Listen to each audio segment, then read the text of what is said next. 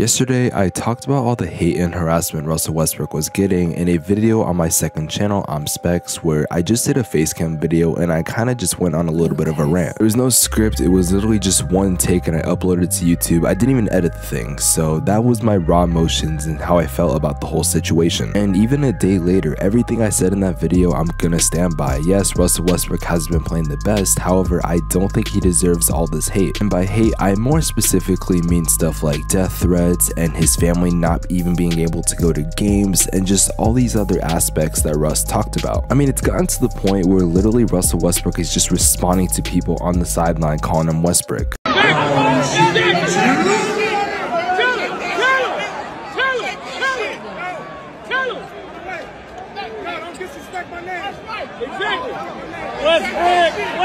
I mean, this is just disrespectful at this point. Now, if you want more context on today's video, then you can watch the second channel video. However, if you don't feel like doing it or you don't have time, then I'm sure you could watch this video and you would still understand everything. Now, before I get into the content, basically leave a like on this video and subscribe to the channel if you're new, notifications on. I'm trying to hit 100K by the end of the year. And number two, I'm going to be going live today on my Twitch, twitch.tv/Spex. My Twitch will be in the link in the description below. And with all that being said, let's get into the video. I was wondering if there was anything you could speak to that. Yeah, I think, for one, I 100% stand behind my wife and how she's feeling, because it's not just about this year.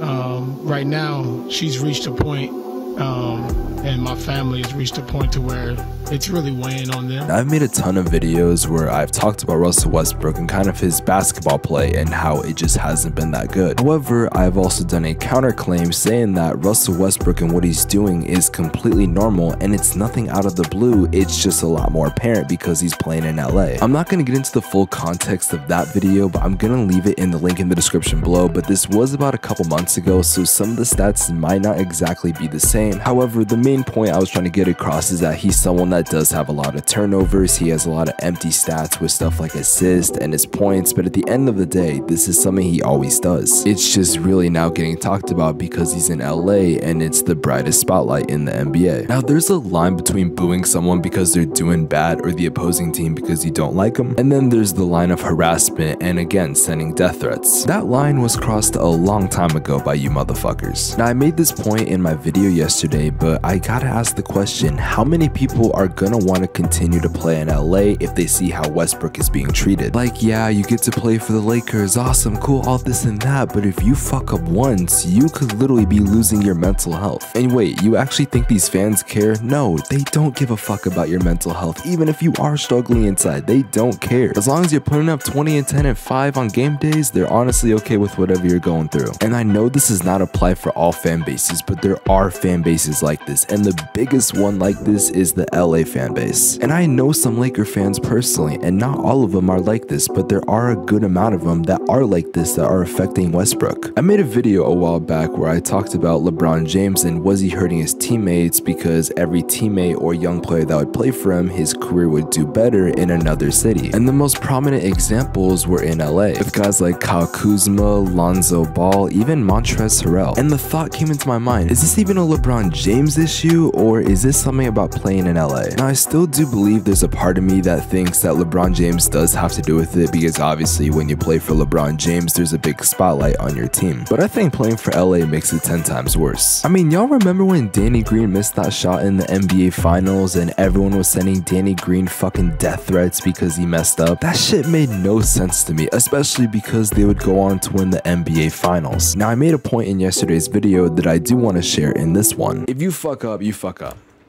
And no one can save you, because the masses, all the human beings that are fucking there are going to hate on you. They're going to treat you like shit if you do bad. If you win, you win. Actually, fuck that. Even when you do win, but you make a mistake, you're still gonna get fucking death threats. You're still gonna have people attacking you on social media. Make it make sense. I think in an alternate reality where the Lakers are playing good basketball, however Russell Westbrook is still struggling, I still do believe that Westbrook would be getting death threats. No player deserves this, and I don't care if it's a basketball game. You shouldn't be treating people like this. And honestly, I think y'all broke Westbrook. The MVP Westbrook we used to know, the triple-double king, the guy that was so ferocious to play against, I don't know if we're ever gonna see that again. Yes, Westbrook is getting up there in age, and I know this has something to do with it. However, when you have a whole city, a whole fan base attacking you, do you expect to play good? That's why I defend Ben Simmons a lot when people say things about him, talking about his mental health and trying to disregard it, because at the end of the day, these are normal people just like us. I mean, just like Russell Westbrook, Ben Simmons had a whole fan base, a whole city, a whole state hating on him and wishing the worst things about him. I mean, no one talks about this, but these situations are eerily similar, except Ben Simmons wanted to leave the Philadelphia 76ers, and I don't know if Westbrook wants to leave the Lakers just yet. I think there's a part of him that does because of all the death threats and stuff he's receiving. However, playing on this team could be good for him if he was just utilized right. There have been talks lately about possibly moving Russell Westbrook to a 6-man or on the bench role, and to be honest, I think it would be good for him because he is good at making opportunities for his teammates. And when you realistically look at it, if he's coming off the bench, he would be the best player on the floor, and he could probably attack some people's second or third teams. And I do think that Malik Monk has been playing better than Russell Westbrook this season, so putting Malik Monk at starting point guard wouldn't shock me. It's gonna be weird to get used to, of course, but I definitely think it's the right move for the Lakers if they want to make a push to the playoffs. The chances of them winning the whole thing this year are very, very slim, and I think a lot of people, including the Lakers, even know that. However, this is just 1 year. It's 1 year, you gotta figure things out, maybe experiment at the end of the season and try to see what works. The basketball fan in me hates the Lakers, and I want to say, oh, well, I'm glad Westbrook's doing bad, I'm glad the Lakers are struggling, but then there's the human side of me that can understand what Westbrook is going through. There's very few people on this earth that I wish what Russell Westbrook is going through for that to happen to them. Now, if Russell Westbrook can turn it around, then honestly, I think that'd be great for him and his confidence, because at this point, like I mentioned earlier, I think the Lakers broke Russell Westbrook, and if he can get to his normal self, then I think that'd be good for them. However, it also wouldn't surprise me if Russell Westbrook was to retire because of all of this. I mean, he hasn't won a championship, and I know that was his last goal, but is it even worth it at this point? You have your own fans, not other teams' fans, like if he was playing versus Suns fans saying this to him. It's literally your own fans, your own team, the people that are supposed to be supporting you that are saying these type of things. It really be your own people, man. That's fucking insane to me. I honestly wonder what's gonna be the moment that makes Russell Westbrook snap. Is he gonna pull a Mouse at the Palace and jump into the stands to beat someone's ass? Is he just gonna go on a rant? I don't know what's gonna happen, but I think it's gonna be very interesting to see how Westbrook can respond from this, and if this is gonna motivate him to play well. I think this is something the Lakers desperately need, and hopefully Westbrook can use this as fuel to dominate his opponents and hopefully play well just for himself and for his team. And if the Lakers don't make the playoffs, I hope he takes this offseason to really just have time to himself and honestly try to improve his mental health, because that's one of the more important things to me. Westbrook is a successful player. He's the best when it comes to triple doubles. In fact, some people could have said he redefined it. He's a top 75 player. OKC is probably gonna retire his jersey number, and I think he definitely deserves that. It's insane to me how we can treat people, and honestly, there's gonna be no repercussions of it as long as you don't do anything physical. But for real, guys, stop treating these players like shit.